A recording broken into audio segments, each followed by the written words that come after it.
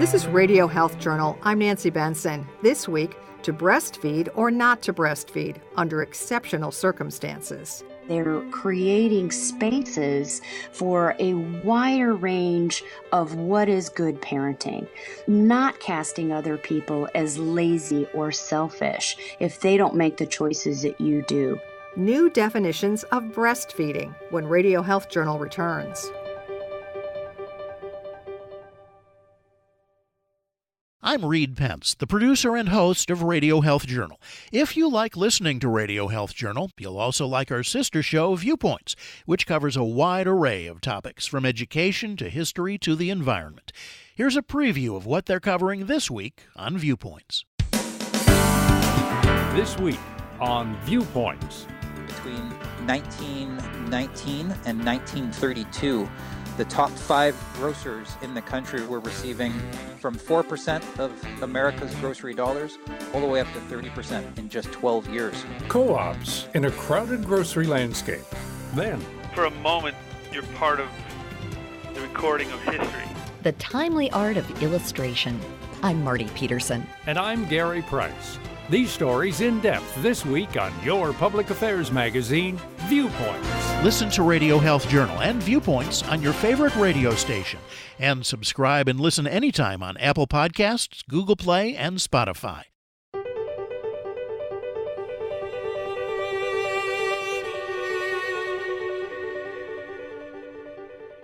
A couple of generations ago, barely a quarter of all infants were ever breastfed, even once or twice. Today, the rates are reversed. More than 80% of infants are breastfed, at least in the beginning, and nearly 60% of 6-month-olds are still getting breast milk. But that doesn't mean it's always easy, especially today when parenthood doesn't always look the way we may picture it. Adoption and same-sex parents, for example, are changing the definition of breastfeeding. Some people consider nursing a child at the breast or at the chest to be breastfeeding, even if there is no milk. Sometimes that's called comfort feeding. Even if they have a bag of formula that they're wearing around their neck and it has a tube that's running to the nipple and the child is taking in both the tube and the nipple, suckling at the breast, but actually ingesting formula. That's Dr. Kristen Wilson, chair of the anthropology department at Cabrillo College, and author of the book Other's Milk, The Potential of Exceptional Breastfeeding. Still others say that they're breastfeeding if they give their children breast milk that either they pumped from the parent's own body or maybe it was donated by other lactating individuals. So when breastfeeding doesn't look like we expect, a lot of people expect that means it's between a mother who gave birth and her infant. It feels exceptional, and many people came to me and identified themselves as non-normative or exceptional breastfeeders because what they were doing was falling outside this idealized norm. But Wilson says if we want to encourage the use of breast milk, we have to realize that many people can't breastfeed the way most of us think of it. We have to accommodate them in our minds and our actions. People feel inadequate if they cannot produce enough milk. They feel embarrassed if they're nursing beyond an age that their community finds acceptable, or they get stuck managing other people's reaction to them if they're nursing out of place.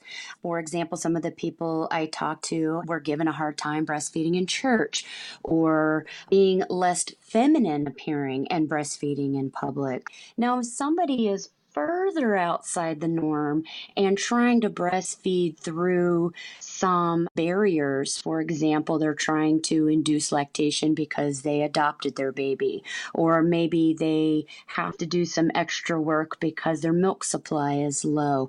That intensity of parenting increases and they take it on themselves. They start to feel like they are inadequate as parents, they are inadequate as mothers, and adequate as women sometimes, and it can be pretty soul-destroying if they're not living up to these impossible ideals. We've reported that sometimes even hospital personnel heap judgment and extreme pressure on new mothers to breastfeed, though some are unable no matter how hard they try. Yes, breastfeeding is a good thing to do if you can, but Wilson says it shouldn't be a crime if you can't. It is just absolutely true that you need to walk a mile in someone else's shoes before you judge them. And I am really upset with the public for this attitude because we do not need to continue embarking on this effort to convince people to breastfeed. We're convinced. Most people try to breastfeed. Some people are not able to persist with it for whatever reason. It's usually because we don't have the supports at work. People don't have enough paid time off of work in order to do it. But there are many reasons why people can't, won't, or don't want to breastfeed. And it is not okay to throw up more barriers for them as parents. That's where part of Wilson's book title, Other's Milk, comes in. She thinks of those others in several ways, not all of them good. One of the things that I'm thinking of there is that the others are everybody in society who think it's their business what somebody is doing with their body and how they're raising their children. We really think of it as a social project, yet we leave folks on their own to try to succeed through the barriers that we as a society construct. So in one sense, the other's milk is a play on words, is about that milk seeming to already belong to everybody. Other meanings are a little more positive. For example, when people pump milk and share it. People are thinking of the milk that they have that is extra as belonging to other people, other parents, other babies, because they have extra that they're donating and part of a communal effort to provide this nutrition to as many children as possible. And then those who are receiving the milk are receiving others' milk for their children. Sometimes, Wilson says, it takes a village to breastfeed, transforming it from what can be an isolating struggle to a more communal experience. I interviewed friends who brought breast milk that they had pumped to the hospital for new parents to give to their babies.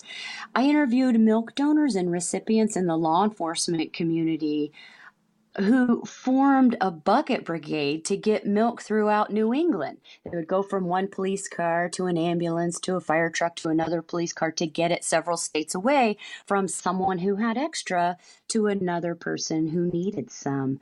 I even talked to a grandmother who breastfed her grandchildren so that her daughter could continue her university education. So these are some broad examples of the kinds of relationships that illustrate how we can have a more community effort that can turn that breastfeeding from an isolating experience into a socially cohesive one. Kristen Wilson's book, Other's Milk, is available now. You can find out more about it and all our guests on our website, radiohealthjournal.net. Our studio producer is Jason Dickey. I'm Nancy Benson.